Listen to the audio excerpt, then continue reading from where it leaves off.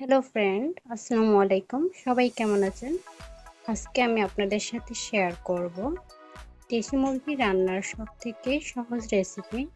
ভিডিওটি শুরু করার আগে আপনি যদি আমার চ্যানেলে নতুন হয়ে থাকেন তাহলে চ্যানেলটি সাবস্ক্রাইব করে দিবেন। চলে যাব মূল রেসিপিতে। এখানে আমি নিয়েছি আধা কেজি মুরগির মাংস। আপনারা চাইলে সোনালী মুরগিটা নিতে পারেন এখানে। আর এই মাংসগুলো আমি পিস করে কেটে পরিষ্কার পানি দিয়ে ধুয়ে নিয়েছি। আপনারা চাইলে সোনালী মুরগি দিয়েও সেম রেসিপিটি ফলো করে রান্না করে নিতে পারেন। সবার প্রথমে অ্যাড করছি হাফ টেবিল চামচ হলুদ গুঁড়া ও 1 টেবিল চামচ মরিচ গুঁড়া। মরিচটা আপনারা আপনাদের স্বাদ অনুযায়ী দেবেন, যে যেরকম ঝাল খাবেন। দিয়ে দিচ্ছি হাফ টেবিল চামচ ধনিয়া গুঁড়া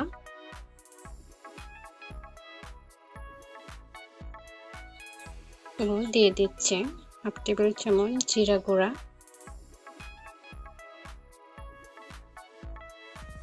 দিয়ে দিচ্ছি 1 টেবিল চামচ খাবার লবণ।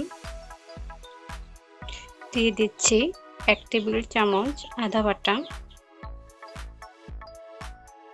টেবিল চামচ রসুন বাটা।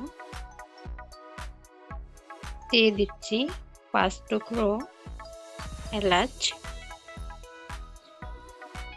ও কয়েকটা দারচিনি। দিয়ে দিচ্ছি কয়েকটি লবঙ্গ। দিয়ে দিচ্ছি 2 থেকে 3টি পেঁয়াজ কুচি। এখন আমি সব মশলাগুলো মাংসের সাথে মাখিয়ে নেব।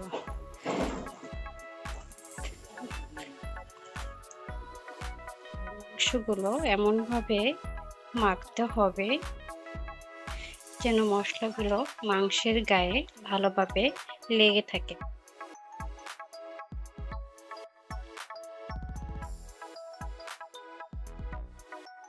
মাংসভাবে মাখা হয়ে গেলে 30 মিনিট বা 1 ঘন্টার জন্য ম্যারিনেশন করে রাখবো। আপনারা চাইলে ম্যারিনেশন করেও রাখতে পারেন, আবার না চাইলে সরাসরি রান্নাও করতে পারেন। চুলাটা ধরিয়ে চুলায় একটা প্যান বসিয়ে দিয়ে এখন আমি দিয়ে দিচ্ছি 2 টুকরো তেজপাতা ও কিছুটা তেল।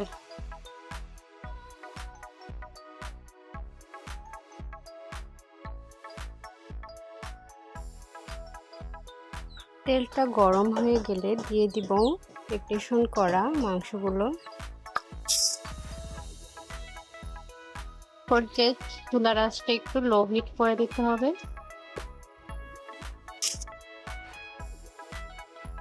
মাংসটা এভাবে নেড়ে চেড়ে দিতে হবে।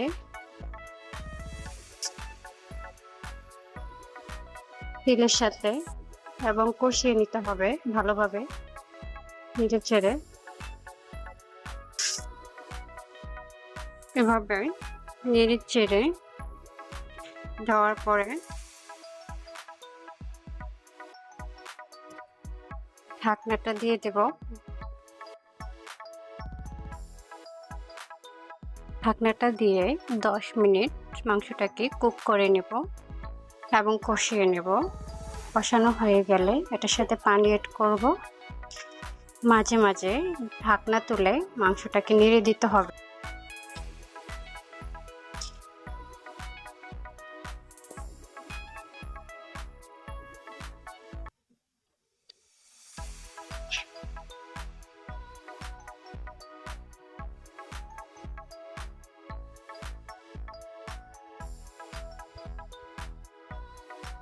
নেড়ে আবারও ঢেকে দিয়েছি। কিছুক্ষণ পর পর ঢাকনাটা তুলে নেড়ে দিতে হবে।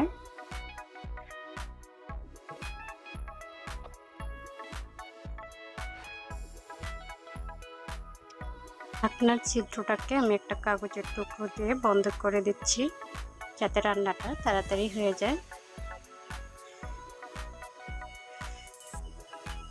এবার আমি কষানো হয়ে গেলে ঢাকনাটা তুলে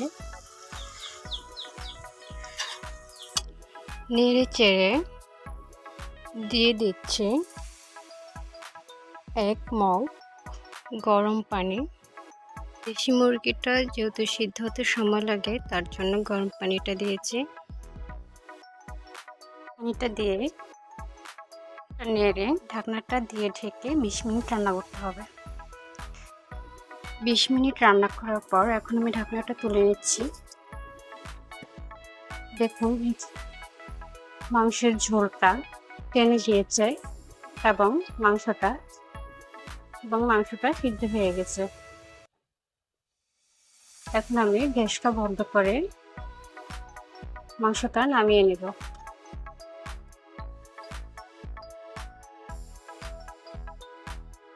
দেখুন খুব সুন্দর একটা কালার চলে আসছে এবং মাংসটা পারফেক্ট ভাবে হয়ে গেছে।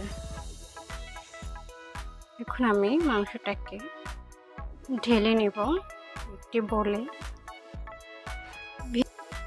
ভিডিওটি ভালো লাগলে লাইক, কমেন্ট এন্ড শেয়ার করবেন। সেই সাথে চ্যানেলটি সাবস্ক্রাইব করতে ভুলবেন না। সবাইকে অসংখ্য ধন্যবাদ সাথে থাকার জন্য। আজকের মতো এখানে বিদায় নিচ্ছি। আল্লাহ হাফেজ।